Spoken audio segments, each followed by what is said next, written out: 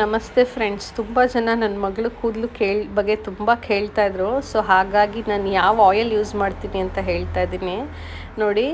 ಇದು ಕರ್ಬೇವಿನ ಸೊಪ್ಪು, ದಾಸವಾಳ ಎಲೆ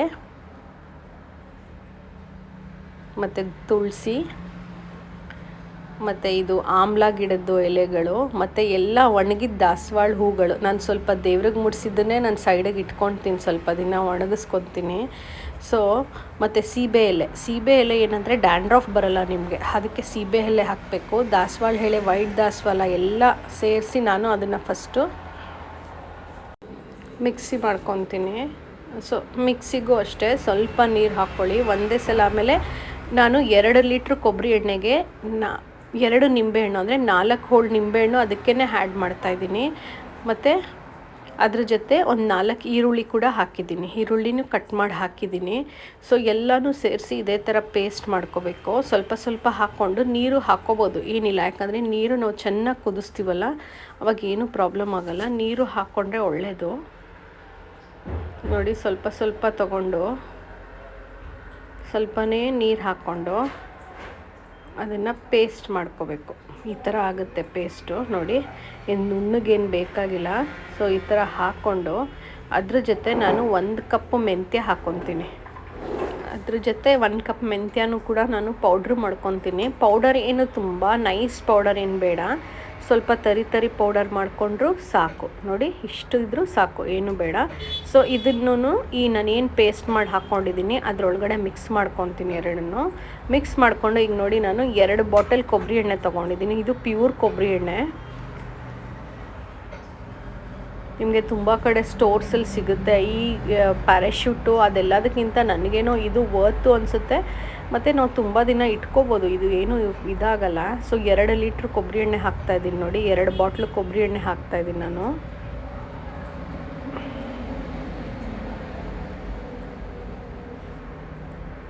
ಸೊ ಇದ್ರ ಜೊತೆ ನಾನು 1 ಕಪ್ಪು ಎಳ್ಳೆಣ್ಣೆ ಹಾಕ್ತಾಯಿದ್ದೀನಿ. ಅಂದರೆ ನಮ್ಮ ಕಡೆ ಇದನ್ನು ಕೈ ಎಣ್ಣೆ ಅಂತ ಹೇಳ್ತಾರೆ. ಸೊ ಇದು ಎಳ್ಳೆಣ್ಣೆ ಹಾಕ್ತಾಯಿದ್ದೀನಿ.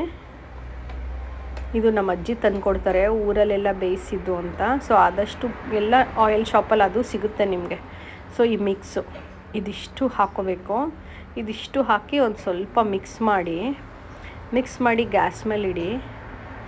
ಗ್ಯಾಸ್ ಮೇಲೆ ಇಟ್ಟು ಅಲ್ಲೇ ನಿಂತ್ಕೊಳ್ಳಿ, ಎಲ್ಲೂ ಹೋಗಬೇಡಿ. ಯಾಕಂದರೆ ಎಣ್ಣೆ ಹುಕ್ಬಿಡುತ್ತೆ, ತುಂಬ ನೊರೆ ಬಂದು ಹುಕ್ಬಿಡುತ್ತೆ. ಇದೊಂದು 1/2 ಅವರ್ ಪ್ರೋಸೆಸ್ಸು. ಸೊ ಹಾಗಾಗಿ ಅದನ್ನು ಬಿಟ್ಟು ಎಲ್ಲೂ ಹೋಗಬೇಡಿ, ಅಲ್ಲೇ ನಿಂತ್ಕೊಳ್ಳಿ. ಚೆನ್ನಾಗೆ ಮಿಕ್ಸ್ ಮಾಡಿ. ಅದನ್ನು ಮಿಕ್ಸ್ ಮಾಡಿದ್ರೆ ಅದೇನು ಗಟ್ಟಿ ಪೇಸ್ಟ್ ಇರುತ್ತೆ ಅದೆಲ್ಲದಕ್ಕೂ ಹೊಂದ್ಕೋಬೇಕದು ನೋಡಿ. ಈ ಥರ ಒಂದು 10 ಮಿನಿಟ್ಸ್ ಆದರೂ ಮಿಕ್ಸ್ ಮಾಡಬೇಕು. ಮಿಕ್ಸ್ ಮಾಡಿಬಿಟ್ಟು ಕುದಿಯೋಕ್ಕೆ ಬಿಡಿ. ಸೊ ಈ ಥರ ಕುದಿಯುವಾಗ ಈ ಥರ ನೊರೆ ಬರಬೇಕು. ಬಟ್ ಎಲ್ಲೂ ಹೋಗಬೇಡಿ, ಸುರಿದೋಗುತ್ತೆ. ನಾವು ಯಾವಾಗ ಸ್ಟಾಪ್ ಮಾಡ್ತೀವಿ ಆವಾಗ ಅದು ಸುರಿದೋಗುತ್ತೆ. ಸೊ ಅಲ್ಲೇ ನಿಂತ್ಕೊಂಡು ಮಿಕ್ಸ್ ಮಾಡಿ. ಆದಷ್ಟು ದೊಡ್ಡ ಪಾತ್ರೆ ತೊಗೊಳ್ಳಿ, ಚಿಕ್ಕ ಪಾತ್ರೆ ಆದರೆ ಬೇಗ ಸುರಿದೋಗ್ಬಿಡುತ್ತೆ. ಸೊ ಆದಷ್ಟು ದೊಡ್ಡ ಪಾತ್ರೆ ತೊಗೊಂಡು ಇದೇ ಥರ ಚೆನ್ನಾಗೆ ಕುದಿಸ್ಬೇಕು. ಯಾಕಂದರೆ ನಾವು ಪೇಸ್ಟ್ ಆಡಿಸುವಾಗ ಸ್ವಲ್ಪ ನೀರು ಹಾಕ್ಕೊಂಡಿರ್ತೀವಲ್ವ. ಸೊ ಆ ನೀರಿನ ಅಂಶ ಎಲ್ಲ ಹೋಗಬೇಕು. ನಾನು ಇದನ್ನು ಜಾಸ್ತಿ ಅಂದರೆ 6-7 ಮಂತ್ಸ್ ತನಕನೂ ನಾನು ಇಟ್ಕೊತೀನಿ ಇದನ್ನು ನೋಡಿ. ಚೆನ್ನಾಗಿ ಈ ಥರ ಚೆನ್ನಾಗಿ ಕುದಿ ಬರಬೇಕು ನೋಡಿ. ಆಮೇಲೆ ಕ್ಲೋಸ್ ಮಾಡಿ ಇಟ್ಬಿಡಿ ನೋಡಿ. ಹೀಗಿರುತ್ತದು. ಕ್ಲೋಸ್ ಮಾಡಿ ಒಂದು ರಾತ್ರಿ ಪೂರ ಹೀಗೆ ಇಟ್ಬಿಡಿ ಅದನ್ನು. ಸೊ ಅದು ರಾತ್ರಿ ಎಲ್ಲ ಪೂರ್ತಿ ಅದರ ಅಂಶ ತೊಗೋಬೇಕು. ಬೆಳಗ್ಗೆ ಎದ್ದರೆ ನೋಡಿ, ಏನು ನಾವು ಪೇಸ್ಟ್ ಹಾಕಿದ್ವಿ ಅದೆಲ್ಲ ಕೆಳಗೆ ಕೂತ್ಕೊಂಡು ಮೇಲೆ ಸ್ವಲ್ಪ ಎಣ್ಣೆ ತೇಲುತ್ತಾ ಬಂದಿರುತ್ತೆ. ಸೊ ಈ ಟೈಮಲ್ಲಿ ಏನು ಮಾಡಬೇಕು ಅಂದರೆ, ಒಂದು ದೊಡ್ಡದು ಜಾಲರಿ ತೊಗೊಂಡು ಅದನ್ನು ಪೂರ್ತಿ ಸೋಸ್ಕೋಬೇಕು ಎಣ್ಣೆನ ನೋಡಿ. ಈ ಥರ ಪೂರ್ತಿ ಸೋಸೋಕೆ ಇಟ್ಕೊಳ್ಳಿ. ಹುಷಾರಾಗಿ ಮಾಡ್ಕೊಳ್ಳಿ, ಯಾಕಂದರೆ ಮುಖಕ್ಕೆ ಹಾರುತ್ತೆ ಎಣ್ಣೆ ಅಲ್ವಾ. ಸೊ ಹಾಗಾಗಿ ಇದಾಗುತ್ತೆ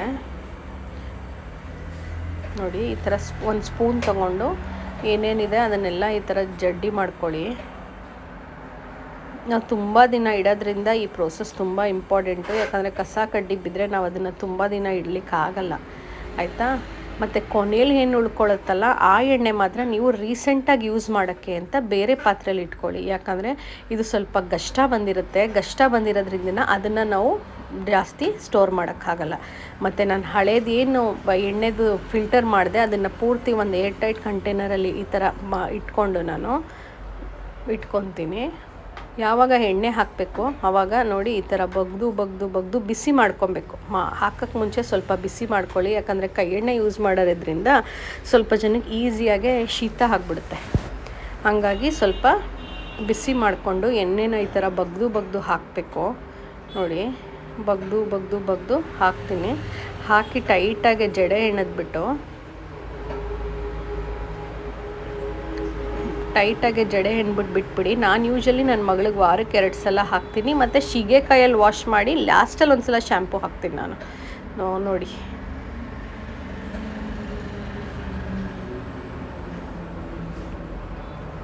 ಸೊ ಆದಷ್ಟು ಶಿಗೆಕಾಯಿ ಯೂಸ್ ಮಾಡಿ ಮಕ್ಳಿಗಾದರೆ, ಯಾಕಂದರೆ ಶಿಗೆಕಾಯಿ ತುಂಬ ಒಳ್ಳೆಯದು. ಬಾಯ್, ಥ್ಯಾಂಕ್ ಯು.